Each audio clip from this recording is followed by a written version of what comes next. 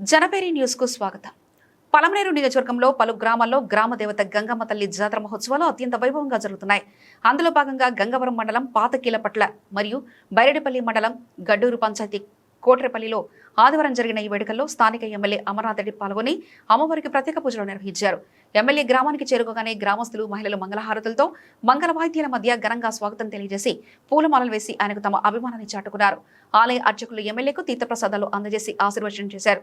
ఈ కార్యక్రమంలో Palamaneru market committee chairman Rajanna, Gangavaram మండల తెలుగుదేశం పార్టీ అధ్యక్షులు సోమశేఖర్ గౌడ్, ప్రధాన కార్యదర్శి ప్రతాప్ రెడ్డి, శ్రామరెడ్డి, రవి, గిరి, బైరెడ్డిపల్లి మండల నాయకులు కిషోర్ గౌడ్, సుబ్రహ్మణ్య శెట్టి, స్థానిక నాయకులు మంజునాథ్ రెడ్డి, రవికుమార్, ఆనంద్, విశ్వనాథ్ రెడ్డి, జగదీష్ తదితరులు పాల్గొన్నారు.